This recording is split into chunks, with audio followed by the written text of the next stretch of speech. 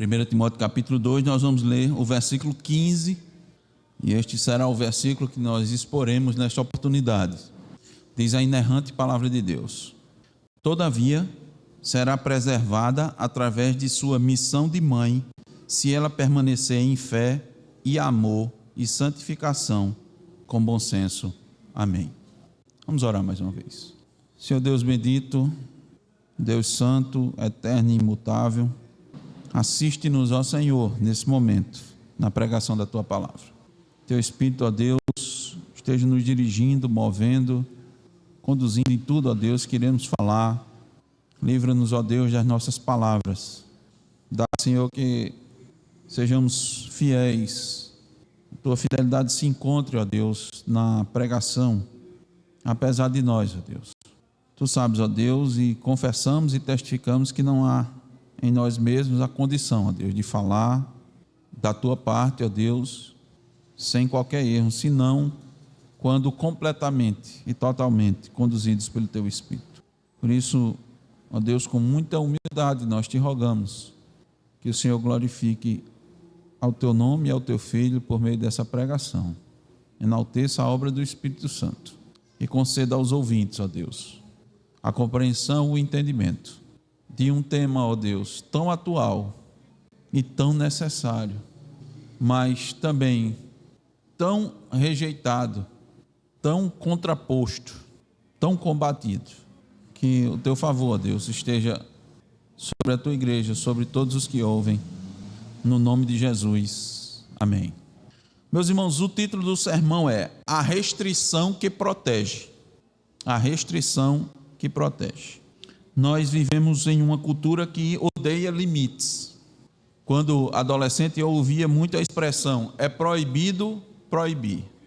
É lógico que essa expressão é por si só autocontraditória, mas explica bem a concepção que ao ser humano não se deve impor limites, deve deixá-lo livre para expandir-se, para emancipar-se. E tudo hoje em dia que impõe restrição é tido como opressor, como se fosse um inimigo da liberdade. E isso tem influenciado e diria até modificado a forma como olhamos para as Escrituras ultimamente. Nós queremos lembrar que o versículo que lemos, ele se encontra dentro do contexto da organização da igreja e do culto. Porque esse foi o motivo que o apóstolo Paulo deixou Timóteo em Éfeso, para dar instruções aos membros da igreja de como proceder na casa de Deus, para que homens e mulheres atuassem, agissem conforme o papel que Deus determinou para cada um deles, porque assim o é desde a criação, para que a igreja não agisse conforme o pensamento da sua época, ao sabor do momento histórico em que estava vivendo. Então Deus não deixou para o homem definir como ele deveria ser cultuá-lo. Deus não deixou que o homem estabelecesse critérios, formas de lhe prestar culto. Se os irmãos observarem na Escritura, é assim. Lembra os irmãos que nós expomos de forma até certo ponto exaustiva esse capítulo 2, em especial do versículo 8 até o versículo 15. E nós vemos aqui como homem e mulher devem proceder no culto público.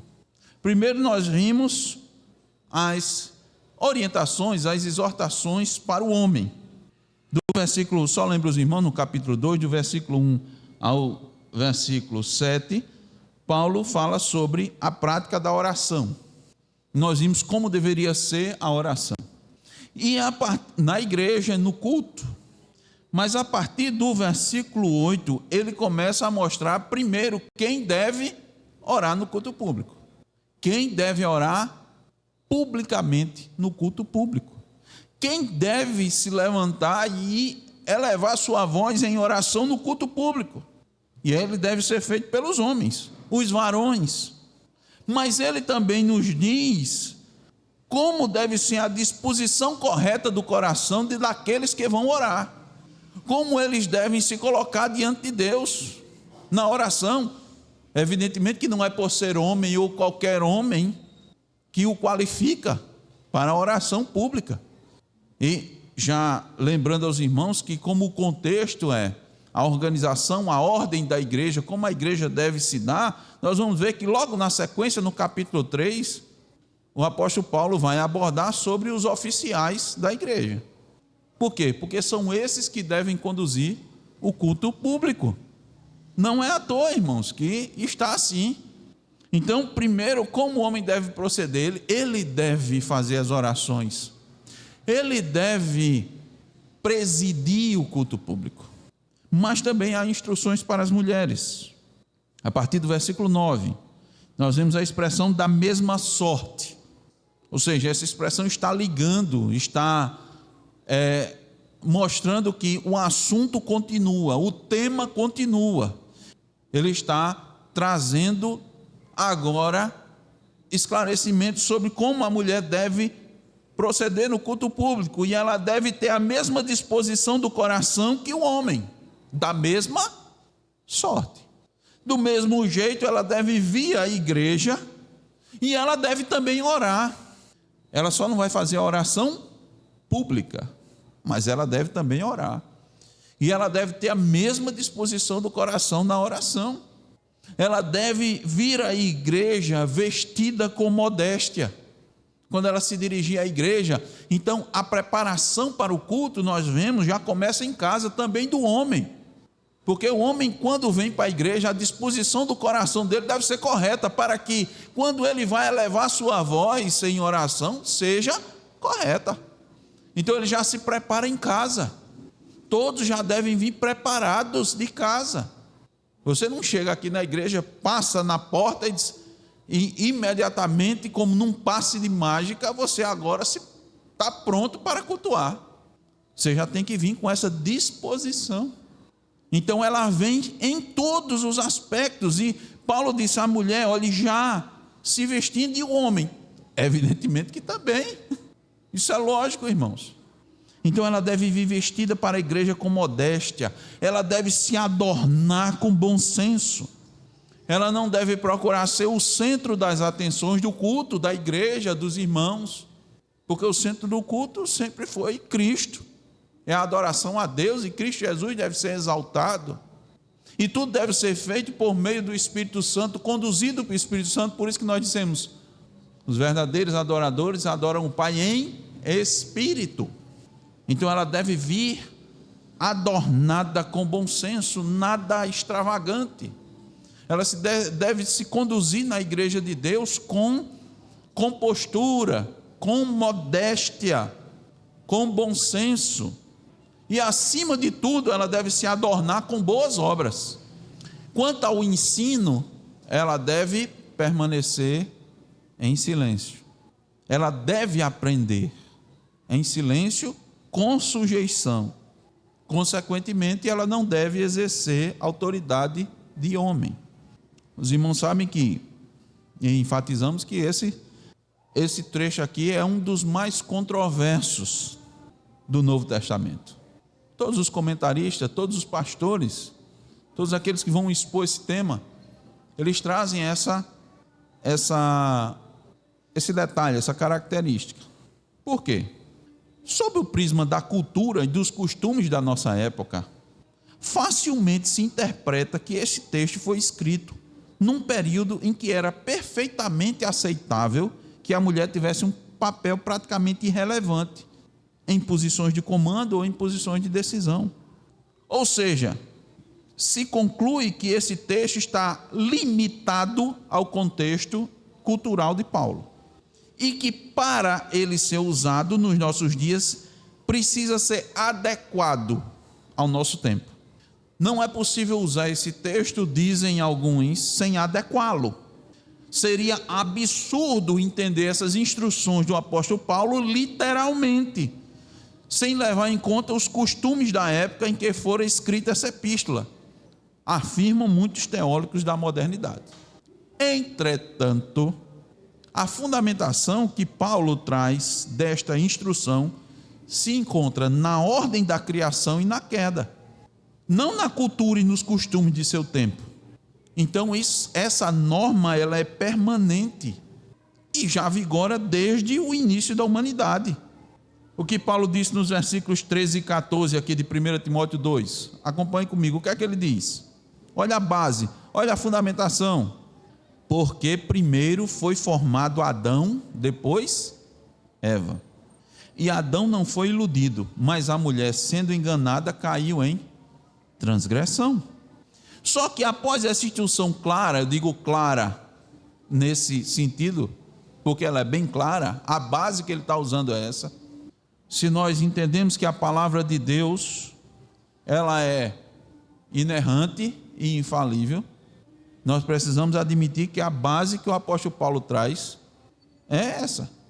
Se nós admitimos que Paulo e os homens, todos que escreveram a Bíblia movidos pelo Espírito Santo, nós precisamos considerar como verídica, correta e adequada essa fundamentação, porque ele fundamenta na criação e na queda essas instruções. Mas Paulo termina com uma palavra que podemos classificar como enigmática. Esse versículo 15 que nós lemos. Vamos ler novamente. Todavia será preservada, ou em algumas traduções dizem salva, através da sua missão de mãe, se ela permanecer em fé e amor e santificação com bom senso. Eu pergunto, Paulo estaria restringindo ainda mais a atuação da mulher e a relegando a um papel meramente procriador? Ora, se a fundamentação, se as instruções anteriores dizendo que a mulher no culto devia ficar em silêncio, não ensinar e não exercer autoridade, parece que ele agora enterra completamente a importância da mulher, não é? Não, ela vai ficar só para procriar. É isso que Paulo está dizendo? É isso que nós podemos entender dessas instruções? Eu quero mostrar aos irmãos que essa restrição, essa delimitação do papel da mulher no culto público e na igreja lhe protege. Esse é o meu objetivo nessa noite. Mostrar para os irmãos que isso é uma proteção espiritual, no cumprimento do papel feminino estabelecido por Deus. E esta proteção vem da própria responsabilidade da postura da mulher. Deus protege a mulher, já vou adiantando os irmãos, de que maneira? Já lhe dando as instruções devidas. Então eu vou responder a pergunta: de que maneira a mulher se protege? De que maneira esta é uma proteção? Como Deus protege a mulher? Como ela vai se proteger? Observe os irmãos, eu vou mostrar isso no texto. Em primeiro lugar, vá atentando, são vários pontos. Em primeiro lugar, quando ela abraça a maternidade. Olha o versículo 15, a parte A. Todavia será preservada através de sua missão de mãe. Para entendermos bem este primeiro tópico, mais uma vez nós precisamos retomar ao Éden. Então, segure 1 Timóteo 2 e volte para Gênesis capítulo 3, versículo 16. Acompanhe atentamente, irmãos. Como eu disse, esse é um tema que é controverso, mas Deus, aquele que deixou esse texto para a gente, vai nos esclarecer por meio do Espírito Santo. O que Paulo está querendo dizer com isso? É de fato uma proteção? Eu vou mostrar para os irmãos que é uma proteção. Gênesis 3,16 diz: e a mulher disse, isso é Deus dizendo à mulher: multiplicarei sobremodo os sofrimentos da tua gravidez, em meio de dores darás à luz filhos, o teu desejo será para teu marido e ele te governará. Veja, irmãos, isso daqui aconteceu logo depois da transgressão, logo depois do pecado. Devido à transgressão, vieram as consequências para todos os atores envolvidos na transgressão, inclusive para a criação. Então Deus pronunciou maldição contra a serpente, contra Satanás, contra a mulher e contra o homem. E foram consequências terríveis. E preste bem atenção, elas se deram por causa do pecado da mulher, apesar de Deus ter cobrado ao homem. Então vamos deixar mais uma vez muito claro: Deus não cobrou à mulher o pecado. Deus cobrou ao homem, a responsabilidade era dele, ele deixou isso acontecer. Mas Paulo deixa muito claro, a mulher transgrediu, e vem as consequências, sempre tem consequências. O fato, irmãos, é que não foi fácil para a mulher ouvir as consequências do pecado, e até imaginar tudo que acarretaria para ela, o que significaria aquilo dali. Não foi fácil ouvir a maldição, que incluía a submissão a seu esposo, e uma gravidez dolorosa, e um parto doloroso. Não foi fácil, e não é fácil até os dias de hoje. Calvino acredita que Deus, por meio de Paulo, acrescenta um consolo para a mulher aqui. Por quê? Para ele, o Espírito de Deus não nos acusa, nem nos reprova, para triunfar sobre nós, quando estamos cobertos de vergonha, mas quando somos abatidos, ele nos levanta. E onde está aqui, pastor, nesse texto, esse consolo?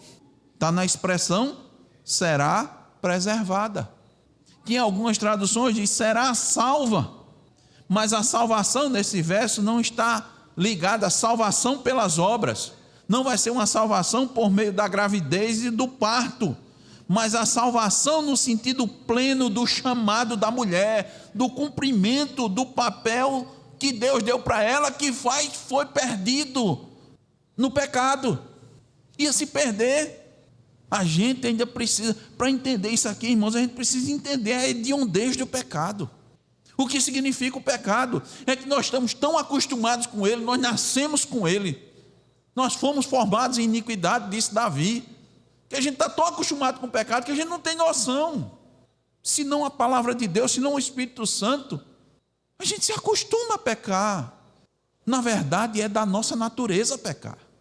Por que você precisa nascer de novo? Porque você nasce em pecado. Por que você não nasce filho de Deus? Porque você nasce um filho do pecado. Para ser filho de Deus é necessário nascer de novo. Foi isso que Cristo disse a Nicodemos. Nicodemos, meu querido, você precisa nascer de novo. Você não está entendendo. Você não está entendendo que você está vivendo em pecado. E os irmãos sabem quem era Nicodemos. Não era um homem que vivia em devassidão, né? Na bebedeira, na prostituição, no adultério. A Bíblia não fala disso de Nicodemos. Fala que ele era um dos principais da sinagoga. Era um homem religioso, respeitado no seu meio. Mas ele precisava nascer de novo. Então essa salvação aqui é no cumprimento do papel dado por Deus. Hendrickson diz que a vereda que conduz à salvação é sempre a da obediência às ordenanças. Sempre vai ser assim. A maternidade aqui é símbolo da vocação feminina, em contraste com a função de ensino e governo na igreja, que cabe ao homem. Então não é pregando ou ensinando aos adultos da igreja que a mulher vai conseguir sua felicidade, sua salvação, sua preservação, mas é cumprindo com a vocação que Deus lhe deu, mesmo que agora em meio a dores e sofrimento. Ela precisa abraçar isso. O pecado gerou um peso tremendo à gravidez e ao parto. Foi o pecado, foi a transgressão. Não era assim, não era para ser assim. Não foi assim que Deus desejou. Era para ser tudo tranquilo.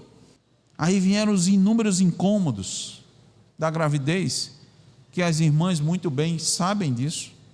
Vieram as dores, tanto da gravidez e mais ainda do parto, que assustam e afastam as mulheres da sua vocação. Mas é justamente abraçando a maternidade que ela vai ser protegida. Parece uma contradição, né? Pastor, o senhor... Mas não é não, irmãos. Sabe por quê? Porque essa maldição se converte em bênção. Deus concedeu unicamente à mulher a condição de ser mãe. Ela precisa abraçar esse privilégio, apesar das consequências. Por isso que para a mãe cristã o parto significará salvação, porque ela vai sentir prazer e alegria em ter gerado um ser à imagem e semelhança de Deus. Você já parou para pensar nisso? você está gerando um ser à imagem e semelhança de Deus. E ninguém mais pode fazer isso, a não ser a mulher. E foi de uma mulher que veio o Salvador do mundo. Deus poderia ter feito diferente, não? Mas vai vir de uma mulher. Porque ele tinha dito lá, ele tinha dito em Gênesis capítulo 3, que um iria pisar a cabeça da serpente, um nascido de mulher. Irmãos, a nossa sociedade tem desprezado este privilégio. Ao invés das mulheres abraçá-lo para se protegerem, estão a cada dia mais expostas por darem ouvidos ao inimigo das nossas almas. A maternidade e os filhos são um fardo hoje em dia para as mulheres e para os homens. Eu já disse aos irmãos que escutei há poucos dias atrás um homem me dizendo, ele disse, eu disse à minha esposa, eu só me comprometo a cuidar de um filho. Ele me confessou isso. Eu só quero ter um filho. E eu digo para você, eu só me comprometo com um deles. Se tiver mais, é com você. Dá para os irmãos acreditarem nisso? A maternidade e os filhos são um fardo hoje em dia. Sabe por quê, irmãos? As pessoas estão cada vez mais egoístas, ao invés de altruístas. Altruísta é aquele que pensa no próximo, pensa no bem do outro, na necessidade do outro. As pessoas estão pensando nele mesmo. E a pessoa me confessou, disse, é muito caro, dá muito trabalho. Evidentemente que eu argumentei, mas ele disse, requer muita dedicação, é muito difícil educar. Outros dizem, essa geração não é como a nossa, antigamente era melhor, era mais fácil. Sobre alguns sentidos, irmãos, sobre alguns aspectos, está muito mais fácil hoje, sobre alguns aspectos, as facilidades, a própria medicina, as mulheres mesmo. No passado, qual das suas avós fez uma ultrassom para ter um filho? Hoje em dia você faz até morfológica, você vê até como está a criança, você enxerga a criança antes dela nascer. Quantas não nasceram em casa? Foram partos, né? Domiciliares, com parteiras, doulas.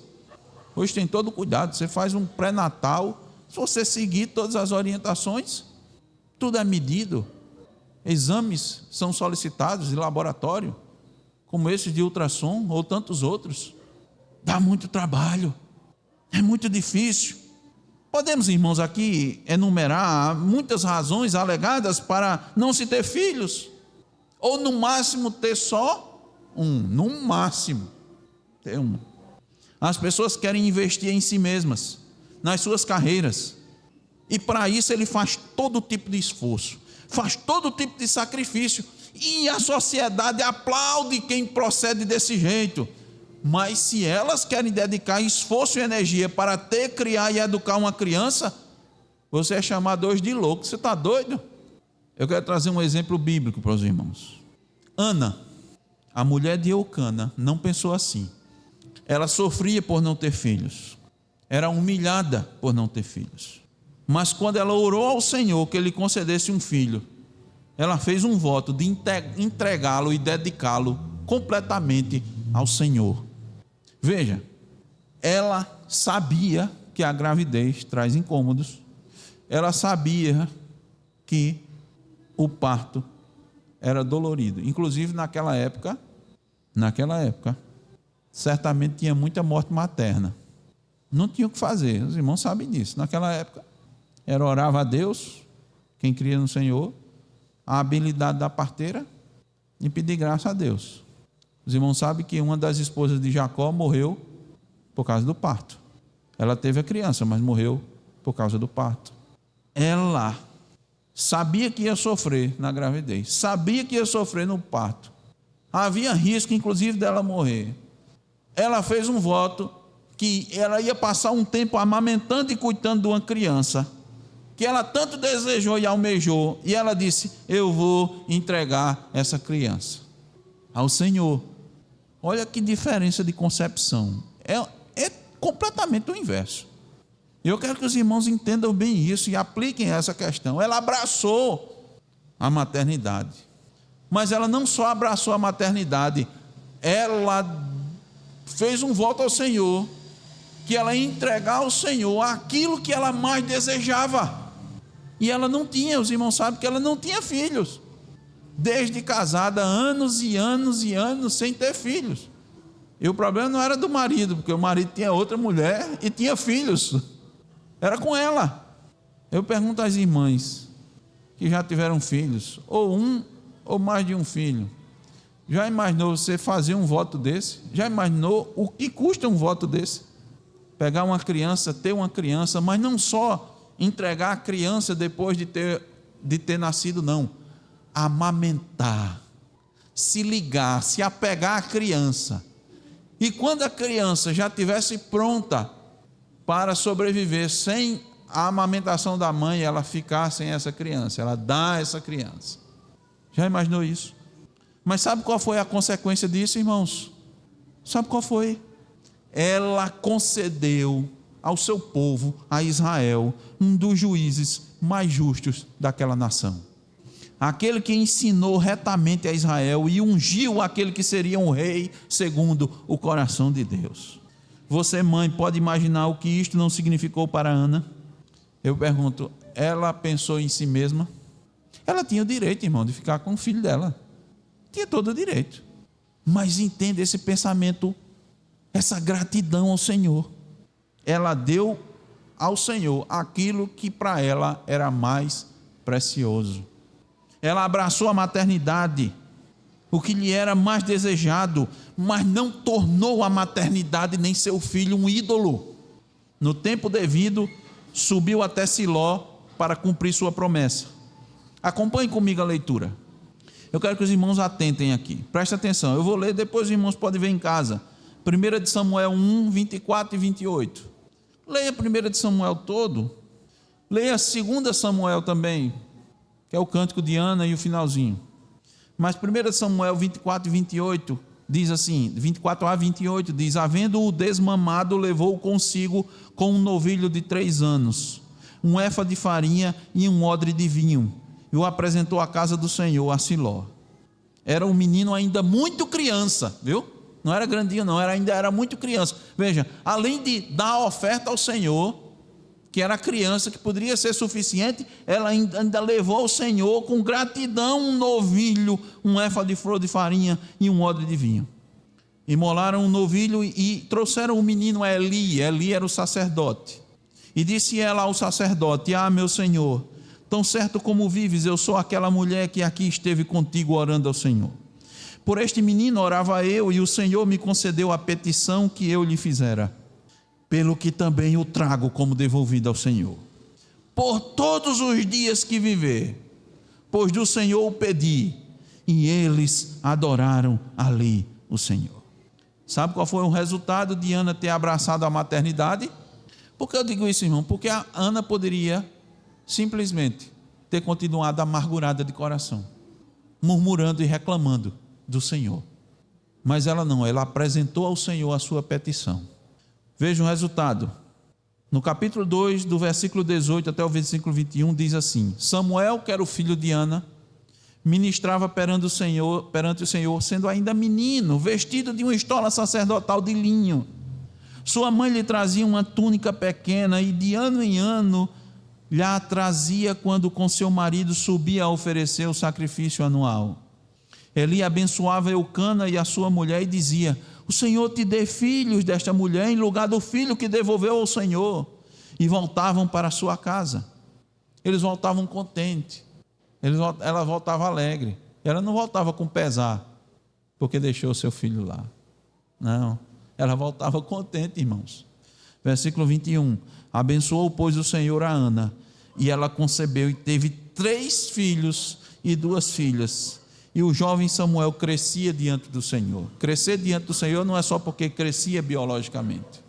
Como eu disse aos irmãos, foi um homem justo, um juiz, que julgou o povo de Israel. Ela não pensou nela mesma. Os irmãos vão ver que as mulheres, quando abraçam a maternidade, elas não devem pensar nelas mesmas. Sabe por quê? Porque a humanidade depende de vocês, irmãs. Não é, e já vou adiantando para os irmãos, não é de nenhum desconhecimento. Todos que acompanham minimamente as notícias, muitos países estão em crise e sabem do que vão enfrentar. Por quê? Porque as mulheres não abraçaram a maternidade. A população está envelhecendo e não tem mais crianças para substituir os que vão morrendo.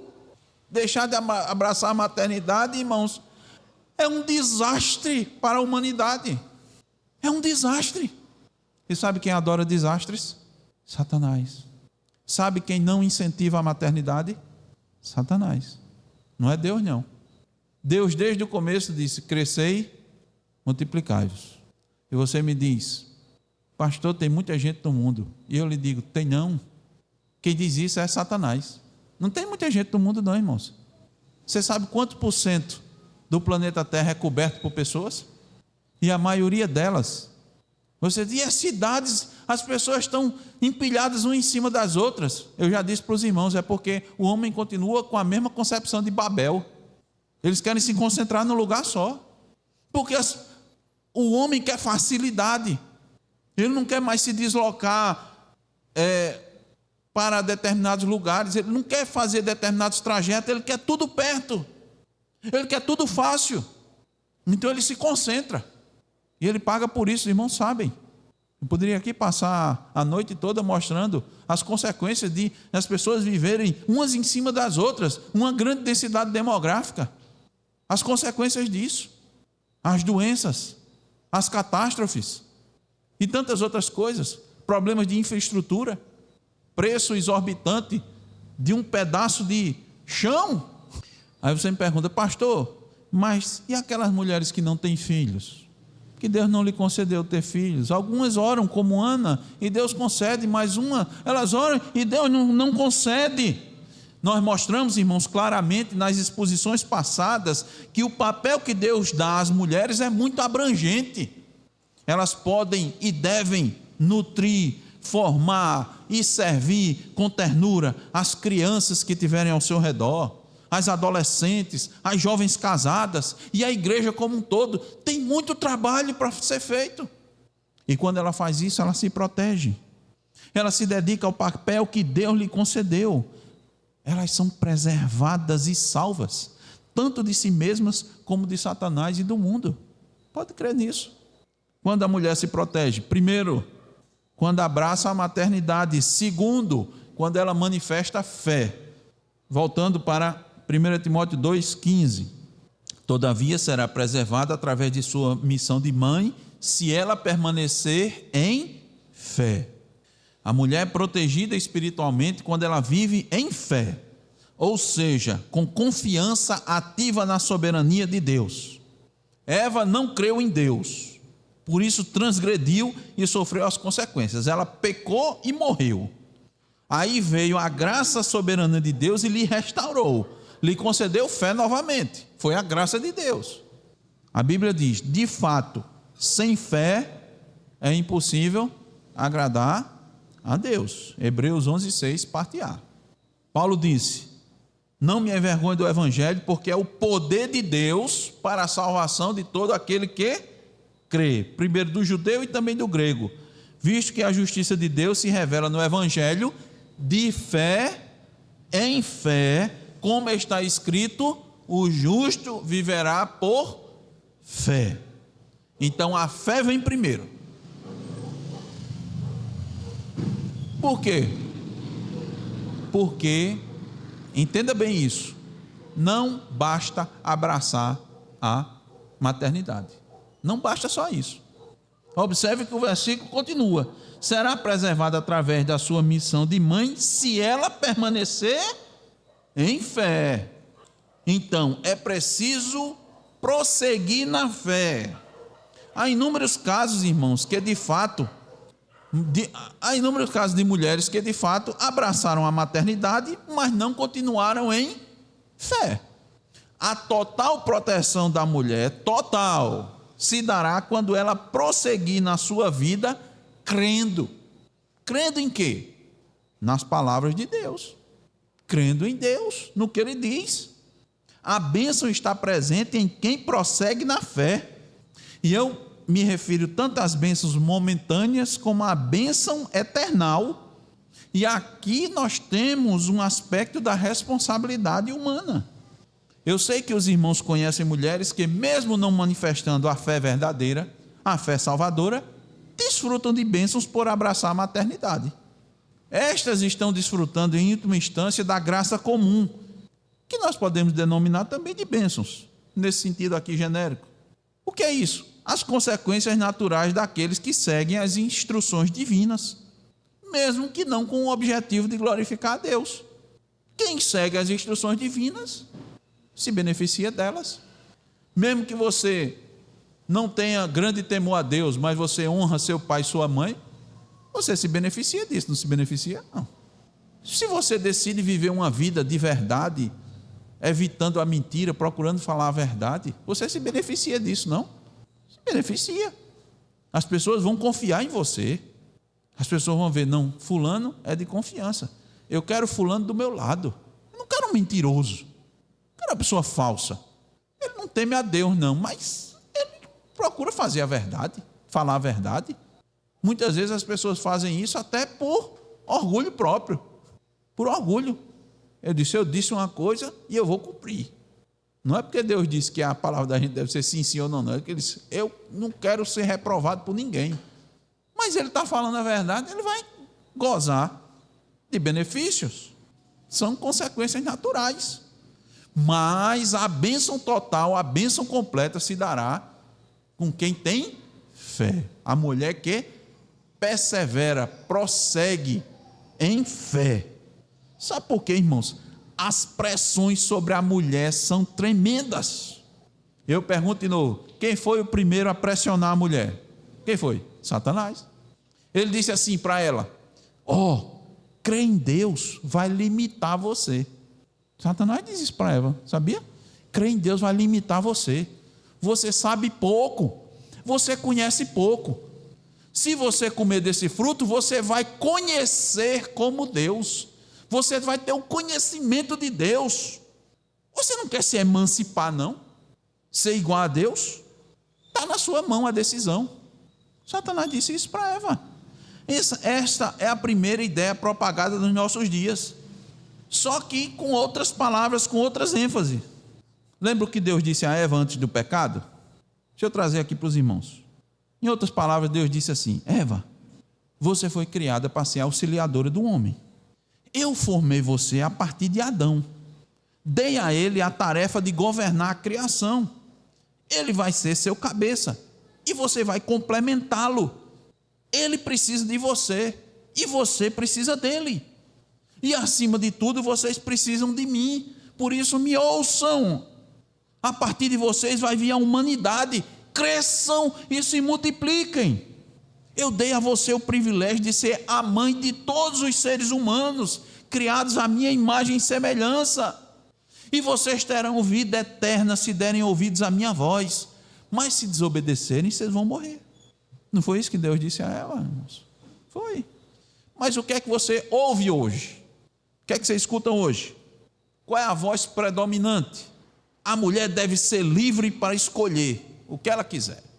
Se ela quiser ser dona de casa, se ela quiser ser mãe em tempo integral, se ela quiser ser profissional. E, olhe, preste atenção, a escolha dela, você não pode julgar ela pela escolha dela não, viu? Isso cabe única e exclusivamente a ela. Ela é a referência. O que ela quiser, está certo. E você não questione não. Ninguém tem direito de questionar. Muitos ainda afirmam que a mulher não tem escolha. Se olhar a mulher nos nossos dias, ela nem pode escolher. Sabe por quê? Porque a sociedade impõe a ela as coisas. É uma imposição cultural e religiosa. Por isso que ela não escolhe. Diz assim, ela não escolheu. Algumas que escolhem, ela diz, não, ela não escolheu não. Ela inconscientemente nem sabe que ela é fruto da sociedade. Uma sociedade machista, patriarcalista, misógina. Então ela desde cedo foi ensinada assim e ela não consegue se libertar. Outras vozes dizem assim, a mulher não deve ser submissa ao marido. Isso é uma forma de opressão. Atualmente se busca romper com padrões que limitam a dignidade e o potencial da mulher. Então, em vez de um papel fixo para a mulher, o que se propõe é a liberdade para que ela decida seu lugar na sociedade, na família, com respeito, com igualdade, com autonomia. Essas palavras parecem ser muito boas, mas avalie à luz da palavra de Deus. Por isso que é preciso ter fé para entender que o caminho da proteção passa por crer que os mandamentos de Deus são bons. Precisa ter fé. Os mandamentos de Deus são bons, ainda que contraculturais, ainda que vá contra as concepções da nossa época. Gênesis 1:27 diz: criou Deus, pois, o homem à sua imagem, a imagem de Deus o criou, homem e mulher os criou. Isso é o que a Bíblia diz. E sabe o que é que significa? Homem e mulher têm igual valor e dignidade. O mundo não diz não, que a mulher tem a mesma dignidade do homem. O homem não diz não, que o padrão bíblico, o padrão divino, dá igualdade de valor e dignidade à mulher. Mas a Bíblia diz sim. Diante de Deus, eles têm igual valor e dignidade, porque ambos foram feitos à sua imagem e semelhança.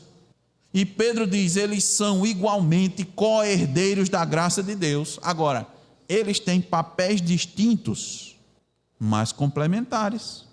É preciso ter fé, irmãos, para que crer que homem e mulher têm funções diferentes, mas igualmente valiosas, especialmente no casamento e na igreja. É preciso ter fé para entender que o marido é chamado por Deus para ser o cabeça do lar, liderando com amor sacrificial a semelhança de Cristo. Está lá em Efésios 5, do 23 ao 25. O homem é chamado, eu vou repetir, a liderar com amor sacrificial. Não é pedido à mulher para se sacrificar, não, mas ao homem é requerido o sacrifício. Pastor, a gente não vê isso por causa do pecado, porque não é pregado mais, não é ensinado. É por isso que não se vê homens mais se sacrificando à semelhança de Cristo. É preciso ter fé para entender que a esposa é chamada a exercer um papel de auxiliadora idônea. Está lá em Gênesis 2,18. Submissa ao marido, não como inferior, mas como auxiliadora, que confia na liderança piedosa do homem. O problema é que não se submete à palavra de Deus. O problema é que não há mais casamentos segundo a vontade de Deus. E a consequência é essa, é o pecado. E nós não podemos tomar como referência o pecado. Nós temos que tomar como referência a palavra de Deus. É preciso ter fé para entender que a maternidade é valorizada como vocação nobre e digna, não como limitação. Precisa ter fé para entender que esses princípios protegem a mulher, que Deus graciosamente restringe e delimita o papel da mulher para a sua salvação, para a sua preservação. É preciso ter fé. A mulher é protegida, irmãos, espiritualmente quando ela vive em fé, ou seja, com confiança ativa na soberania de Deus. A fé a conduz a aceitar a ordem divina, mesmo quando isso contraria as pressões sociais. Fé aqui também aponta para a sua salvação final, porque é pela fé que somos unidos a Cristo. Então, quando a mulher, irmãos, é protegida, quando a mulher se protege, em primeiro lugar, quando ela abraça a maternidade. Segundo, quando ela manifesta fé. Terceiro, quando ela manifesta amor. Voltando para o versículo 15 de 1 Timóteo 2. Todavia será preservada através de sua missão de mãe, se ela permanecer em fé e amor. Entenda-se aqui amor ao próximo, mas também amor a Deus. A palavra amor aqui no original é ágape. É um amor não sentimental, porque quando você fala amor, então mais uma vez a gente precisa expor isso. Quando se fala amor, vem logo na mente aquela concepção de que amor é um sentimento acima de gostar. Amor é mais do que gostar. Não é isso não, irmãos.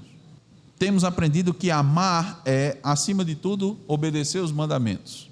Deus disse na sua palavra: aquele que me ama, guarda os meus mandamentos. Você quer amar o próximo? Cumpra os mandamentos para com o seu próximo. Você está amando. Por isso que somente, só assim, você vai conseguir amar seu inimigo. Quer amar seu inimigo não é gostar dele tanto quanto você gosta do seu filho e da sua filha. Porque se você olhar, conceber, amar, dentro dessa perspectiva que a gente tem, seria, né, tratar o inimigo do mesmo jeito. A Bíblia não diz isso, nem ensina isso. A Bíblia não diz que você pegar seu inimigo, botar ele dentro de casa e tratar ele como se fosse seu parente. A Bíblia nunca disse isso. A Bíblia disse: agora, se ele tiver fome, dê de comer. Se ele tiver sede, dê de beber. Você está amando a ele está precisando. Mas é meu inimigo. É isso que a Bíblia requer. Isso é amor. Então esse amor aqui é o não sentimental, mas o amor devotado, submisso, leal. É amor ao próximo. Por isso que em 1 Coríntios 13, 5, Paulo diz que o amor não procura os seus interesses. É esse amor aqui. É uma concepção, irmãos, bem diferente sobre amor que nós encontramos nos nossos dias. Quando a pessoa fala que o outro ama, ou que o outro ama a si mesmo, ele tem aquele entendimento assim: olha, você ama você mesmo? Então você tem logo é aquela concepção sentimental. Você ama a si mesmo? Vá buscar a sua felicidade. Vá fazer aquilo que pede seu coração. Isso nunca é amar a si mesmo. Quem ama a si mesmo nunca faz o que o coração pede. Faz aquilo que Deus quer. Ainda sobre o amor, João diz o seguinte, algo muito, irmãos, muito esclarecedor. Em 1 João 4,18 está escrito: no amor não existe medo. Antes, o perfeito amor lança fora o medo. Ora, o medo produz tormento. Logo, aquele que teme não é aperfeiçoado no amor. O amor, irmãos, lança fora o medo da mulher cristã de ser menos ou de perder espaço na sociedade. Entende? Eu vou repetir. O amor lança fora o medo da mulher cristã de ser menos ou de perder espaço na sociedade. É muito comum este tipo de temor na mulher. Se eu abraçar a maternidade, se eu viver assim como o senhor está dizendo, pastor, eu vou perder espaço, eu vou perder importância. Mas sabe por que isso acontece? Porque aquilo que Deus valoriza, o homem tem desvalorizado. O pecado desvalorizou a maternidade. O pecado desvalorizou o papel imprescindível da mulher no lar, na criação dos filhos, na formação de uma sociedade sólida, com filhos seguros, destemidos, que participam das tarefas diárias, que ajudam os pais, até em seus trabalhos. Hoje em dia, se vê algum menino ajudando o pai, é capaz de o pai ser preso, por causa de trabalho infantil, né? Eu pergunto, irmãos, quem são os responsáveis por fortalecer a geração atual? Quem são? São os psicólogos e terapeutas? São os psiquiatras e psicopedagogos? São os terapeutas familiares ou analistas de comportamento? Ou quem sabe os neurologistas? São essas pessoas responsáveis por fortalecer a geração atual? Ou são os pais? Ou é a mãe que passa a maior parte do tempo com os filhos? Eu digo os pais, né? O homem e a mulher. Mas a mãe que passa maior tempo com os filhos. Mães que ensinam seus filhos no caminho em que devem andar. Mães que ensinam as escrituras desde cedo. Que ensinam as crianças a temer a Deus, a respeitar o próximo, dando limites às crianças e exigindo deles responsabilidades desde cedo. Vá, minha filha, desde cedo. Você brincou, guarde os brinquedos. Guarde seus brinquedos. Bote eles no lugar. Você se acordou, forre sua cama. Ajeite sua cama. Coisa simples, né, irmãos? Quem é que fortalece a geração atual? São aqueles que não terceirizam sua responsabilidade. Eu conversei há alguns meses atrás com uma pessoa e ele me confessou, disse: pastor, você não tem ideia de quantos professores estão afastados das suas funções principais, porque não aguenta mais estar na sala de aula, por problemas de saúde psicológica. Não aguenta as crianças mais. Você não tem ideia. Eu tenho, porque eu trato disso. no meu escritório. Eu atendo ao sindicato dos professores. Terceirizaram. Os pais disseram, manda para a escola e os professores é que têm a responsabilidade de educar seus filhos. Eu defendo a tese que deveria ser trocado o nome. Não deveria ser Secretaria de Educação, deveria ser Secretaria de Ensino. Não deveria ser Ministério da Educação, deveria ser Ministério do Ensino, porque a educação, quem educa são os pais. Você leva, o filho vai para a escola para ser ensinado, ensinar as disciplinas, as matérias. Agora, tem alguns professores e professoras cristãs que educam por meio do ensino. A mulher piedosa entende que seu valor não está na função pública, mas primeiramente na sua relação com Deus, seu amor a Deus. E ela vai manifestar amor ao próximo. Sabe como? Cuidando da geração atual. Isso começa na sua casa, para que se torne uma geração melhor que a sua. Isto é amor. Para fazer isso requer amor. É dedicar-se ao próximo sem pensar em si mesmo em primeiro lugar. Por isso que Paulo fala aqui, todavia será preservada através de sua missão de mãe se ela permanecer em fé e amor. Já está comprovado, irmãos, que a geração atual, isso através de estudos, de pesquisas que foram feitas, já está comprovado que a geração atual possui menor resiliência comparada às gerações passadas. Em momentos de crise, agora que nós passamos com a pandemia, jovens demonstraram muito mais vulnerabilidade emocional. Nós temos uma ocorrência elevadíssima de ansiedade, depressão e baixa estima em adolescentes, influenciada por, muitas vezes, pressões de imagem corporal e comparações nas redes sociais. Está comprovado através de estudos que muitos jovens têm menos proficiência em leitura e interpretação de textos. Há declínio nas habilidades práticas. Os meninos têm mais habilidade prática. Ele tem habilidade assim, ó. Isso aí tem muita habilidade. Movimento de pinça, para cima e para baixo. Aqui, ó. Isso aí tem. Ou aqui, jogando. Eles têm habilidade, ó. Ok. Mas no cotidiano, para fazer as coisas. Peça um pessoal nos dias de hoje para fazer alguma coisa dentro de casa. Troca uma lâmpada. Coisa simples. Todos nós sabemos que há déficit de foco, déficit de raciocínio. Estudos em alguns países indicam, irmãos, o que é terrível, sabe o quê? Após décadas de aumento contínuo,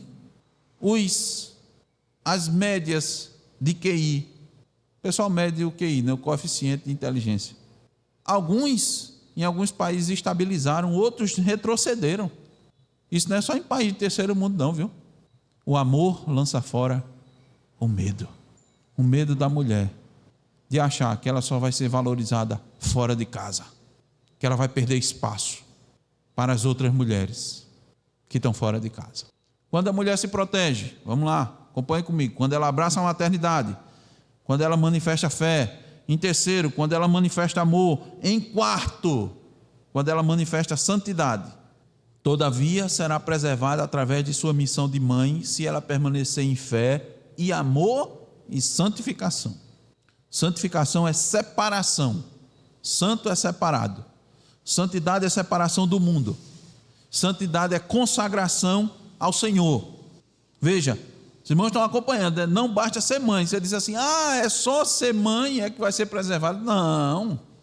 Precisa abraçar a paternidade e junto disso tem que ter fé, amor e santificação. Deus protege a mulher e a mulher se protege quando ela vive longe da vulgaridade, da competição, da sensualidade e até mesmo do orgulho espiritual. A mulher cristã se protege quando ela não usa as armas que Satanás lhe oferece. E uma dessas armas é a sensualidade. Tristemente, a grande maioria das mulheres acredita que usar a sensualidade é uma das formas de manifestar poder. Nós sabemos que com a sensualidade muitas conseguem benesses, favores, e elas erroneamente acreditam que este é o caminho para a sua emancipação, para o seu empoderamento. Quantas atrizes e cantoras, por exemplo, vou citar só esse exemplo, não tem como principal atrativo seus predicativos corporais, Por meio deles alcança fama, prestígio, dinheiro, influência, status. E elas se tornam modelo para muitas crianças e adolescentes que, na sua ingenuidade, querem ser como elas. Passam a se vestir, se comportar, se falar, a agir como seus ídolos. As crianças transformam elas como seus ídolos, como referência para a sua vida. Hoje em dia tem vários, não vou citar nomes, nem servem para ser citados. A arma, irmãos, da sensualidade se volta contra a própria mulher. Por quê? Porque ela se torna um objeto. Ela deixa de ser uma pessoa, ela se torna um objeto. Objeto de desejo, objeto de cobiça. Ela passa a ter seu valor apenas no que ela pode proporcionar e não naquilo que ela verdadeiramente é. Por isso que o autor aos Provérbios diz: enganosa é a beleza e vã formosura, mas a mulher que teme ao Senhor, essa é que vai ser louvada. De quem, mulher, você quer ter louvor? Dos homens ou de Deus? De quem você procura o louvor? Dos homens ou de Deus? Se for dos homens, pode caprichar na sensualidade, você vai obter muitos louvores, muitos elogios, mas você não vai ficar protegido, não. Você vai estar cada dia mais vulnerável. A Bíblia diz: a mulher será protegida quando ela viver em santidade, longe das tentações de exercer sua poderosa arma de influência para o pecado. A mulher cristã sabe que tem essa arma, mas ela não usa, porque ela sabe que quem incentiva esse uso é Satanás. E Satanás não quer o seu bem, mas não quer mesmo. A Bíblia diz que ele veio para matar, roubar e destruir. A mulher cristã sabe que na Escritura, quem se utiliza da sensualidade são as prostitutas e as adúlteras. É só ler Provérbios. Deus deseja que a mulher cristã se vista com trajes decentes e com modéstia. Aí assim ela fica protegida. Ela fica protegida. Concluindo, irmãos, a parte final do versículo 15. Todavia será preservada através de sua missão de mãe, se ela permanecer em fé e amor e santificação com bom senso.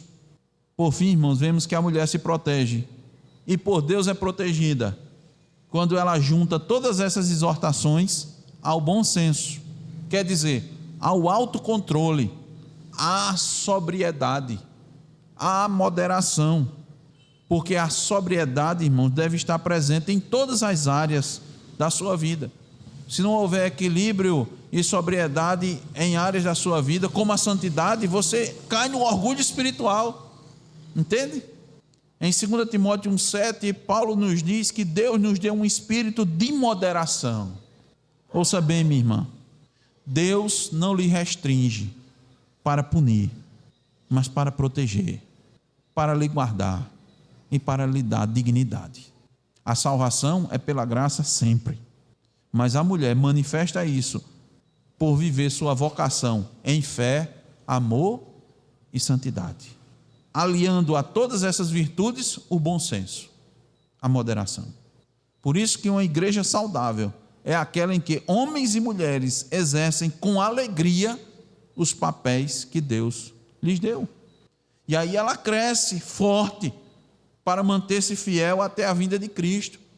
Ela se torna uma igreja de ordem, ordeira, que foi o objetivo que Paulo deixou Timóteo em Éfeso, para organizar a igreja, para que os homens e mulheres saibam como proceder na casa de Deus, que é coluna e baluarte da verdade. Por isso que Deus convoca homens e mulheres a se submeterem confiantes à sua palavra. Os mandamentos do Senhor são a mais verdadeira expressão de sabedoria e cuidado. Não apenas as mulheres serão protegidas, mas toda a igreja das heresias que a ameaçam constantemente. Creia no que Deus reservou para você, porque Ele sempre tem o melhor para a sua igreja. Que Ele nos abençoe. Amém. Vamos orar mais uma vez. Deus bendito, louvamos o Teu nome, ó Deus, pela Tua palavra, que nos é dada, que nos é concedida. pelo agir, ó Deus, do Teu Espírito, que não nos deixa na escuridão, que não nos deixa, ó Deus, à mercê de todo vento de doutrina. Continua, Senhor, fortalecendo a Tua igreja, para que ela viva, Senhor, a verdade, segundo a verdade. Que a igreja, Senhor, seja ordeira, tenha ordem, segundo o Senhor determinou. Ajuda, Senhor, as irmãs a abraçarem a sua vocação. Ajuda-as, ó Deus, com os temores, com os medos que são até naturais, devido exatamente à nossa natureza. Ajuda os homens, ó Deus, a exercerem o seu papel, tão negligenciado nos nossos dias. É a razão pela qual a sociedade está assim, culpa da fraqueza dos homens. Ajuda-nos a cumprir, Senhor, a Tua lei, tão somente para a glória do Teu nome. Não a nós, Senhor, mas ao Teu nome da glória. Assim nós te oramos no nome de Jesus. Amém.